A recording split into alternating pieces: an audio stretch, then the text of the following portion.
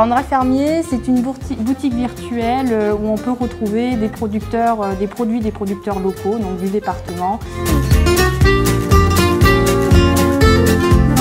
C'est comme un drive classique, comme des supermarchés. On commande pendant une semaine sur la boutique virtuelle, on paye en ligne et ensuite il y a un jour dédié avec un horaire créneau où on peut venir chercher notre commande sur différents sites qu'on choisit. Le concept du drive fermier existe depuis quelques années dans les chambres d'agriculture au niveau national. Il y en avait notamment un dans le Cantal qui s'est lancé dans les premières années vers 2014. Et nous, par contre, dans le Puy-de-Dôme, il n'y en avait pas. Il n'y avait pas du tout de drive fermier.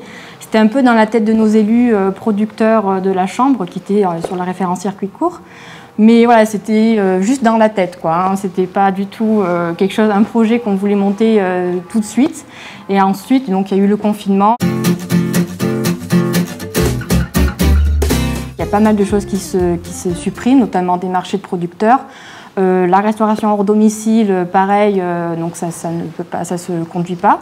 Donc il y a beaucoup de producteurs qui sont en circuit court, qui ne peuvent pas vendre leurs produits, donc il y a beaucoup de stocks et il faut qu'ils vendent, parce que c'est du frais, il faut qu'ils vendent rapidement.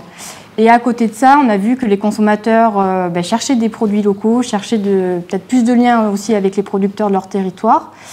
Et donc on a fait pas mal d'actions en chambre d'agriculture et notamment donc, monter le drive fermier. On s'est dit que c'était peut-être le bon moment pour lancer ce drive fermier. Donc vu que les drive fermiers existaient déjà dans d'autres territoires, on a pu s'appuyer sur l'expérience de drive fermier qui était en place depuis des années.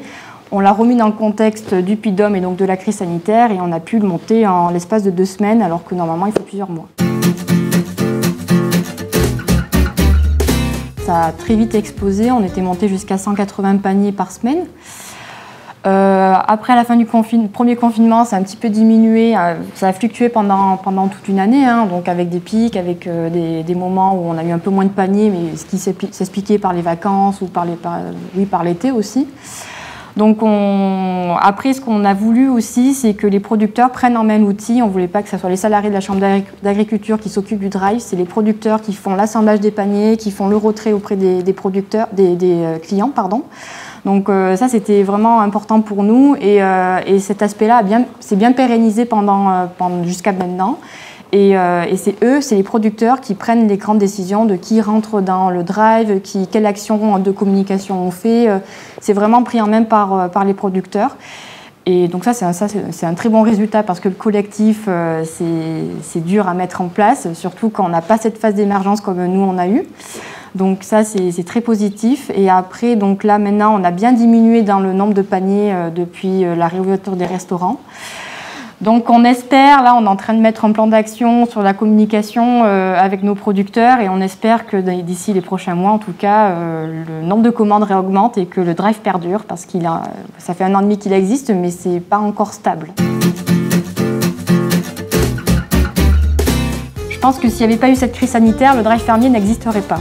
Donc on a su saisir cette opportunité en répondant aux besoins des producteurs, mais on a pu mettre ce système en place assez rapidement. Du coup, effectivement, il faut agir maintenant.